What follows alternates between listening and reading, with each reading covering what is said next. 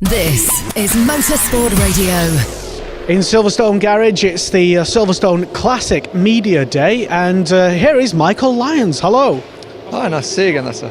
Yes, good to see you and the car. Tell us what you're doing here and why you're doing it. Well, we've got a chance to drive on the GP circuit. That's why we've got to take every chance you can get, especially on a noisy day like this.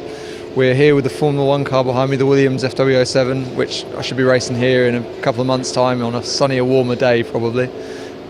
And also we've got my dad's out in the Group C car, so we're having a nice little run around the circuit. Yeah, a family outing at Silverstone in two beautiful machines. You really can't ask for much. You've been kind of a regular at the Silverstone Classic over the years, haven't you? Yeah, it's nice to have a local round where we can use these cars. I mean, it's sort of noisy running is more and more restricted. The Classic's a nice event. It's on one of the best circuits we have in the country, so it's always a good chance to get the Formula 1 cars around there, and we'll just keep coming back for more.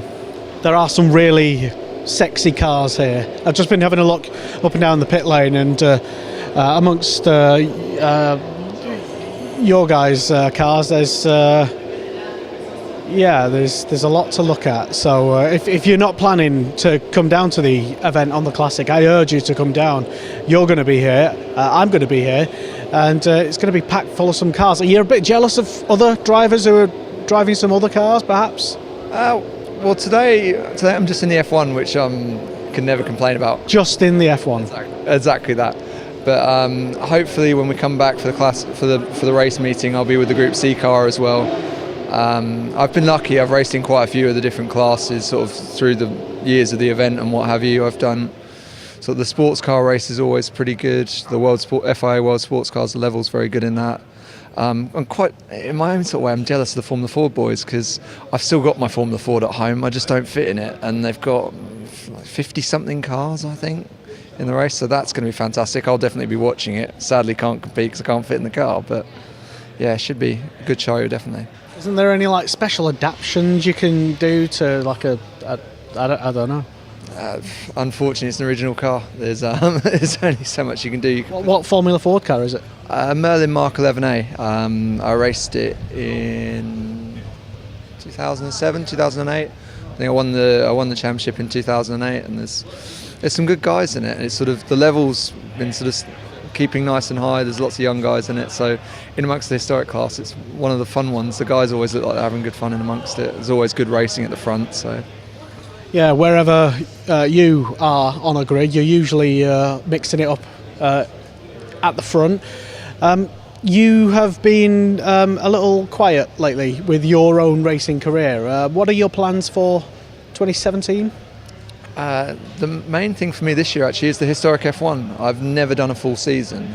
We won the championship with the pre-78 car last year, and we're going to have a crack at the ground effects class. So it's nice that the championship's got to a strong point where with the earlier class car you're not challenging for wins every time. I think that shows that the level has come up, and so now you need to be in a ground effects car to win races. So here we are.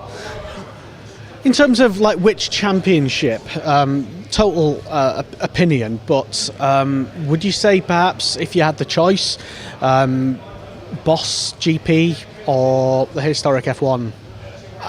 The Boss GP to me seems a little bit quiet. I've not seen much of it. My dad raced in it a few years back, and back then it was quite good. I've not seen so much of it nowadays, so I can't really comment on the level, but the FIA Series, I think, has gone from strength to strength. I remember being sort of, when we first started, it was sort of 15 cars, 20 cars, but now at the front there's 10 or 15 good cars with proper drivers, and the level is just sort of snowballing. It's back to sort of where it was in the heydays of the historic series when it was the Thoroughbred Grand Prix series. I mean, when you look at sort of the guys that I was racing with last year, sort of obviously Padmore was professional, racing in and out of all different stuff.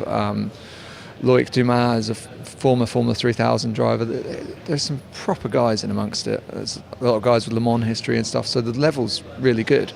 And I mean, they're properly quick cars, not far off current LMP2 lap times.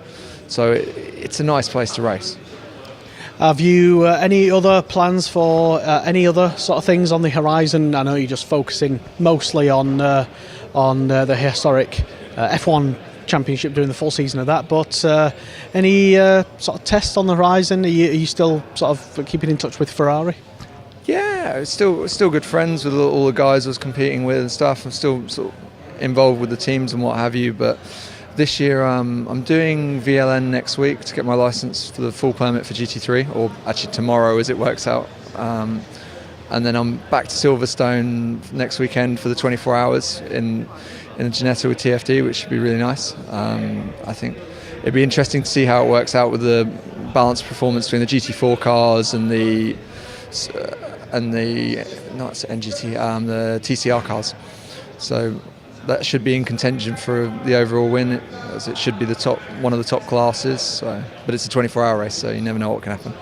Indeed, yeah, it's usually a race of attrition, especially around here where it's almost guaranteed to be wet at some point, if not waterlogged. Have you been out in the car testing for the 24-hour? Yeah, we did a little shakedown at Bedford, which is roughly where the team are based, and it all went quite well. We were just doing some system checks. It was a freezing cold, wet day, which is probably quite good preparation for next week. But yeah, car seemed pretty good. I was actually driving here yesterday with one of my teammates because he'd never been to the circuit before, or not on the full GP configuration anyway. So we got some good mileage in yesterday. So I think as a team we're looking pretty good. Matt and Nelson have done a nice job to get everything together. All the cars looking really good, so fingers crossed, should go well. Fantastic stuff. Well, I'm sure you won't be struggling for a proper top-line drive for very long, given your talents and your history and your experience and everything like that.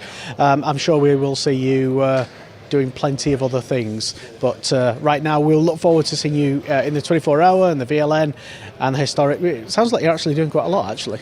Yeah, well, this year I'm supposed to be doing more work, but then these last couple of things have been sort of called in to do, and it's sort of, the next couple of weeks I'm crazy busy. But cool thing with the VLN as well is now this year it's being covered by Radio Le Mans, so the live pictures will have British commentary, so that's a nice thing because it's such a mega event. All the VLN stuff around that circuit, it's crazy. It's a reset on your racing career, driving, everything. It's a new beginning, and it's exciting, which is why we go and do it. I will certainly be watching you as well. Yes, it is a great feature, and they are great guys, Radio Le Mans. So, Michael, thank you very much for taking a few minutes out of your F1 car to chat to us on Motorsport Radio. No, thanks. That's nice to speak to you.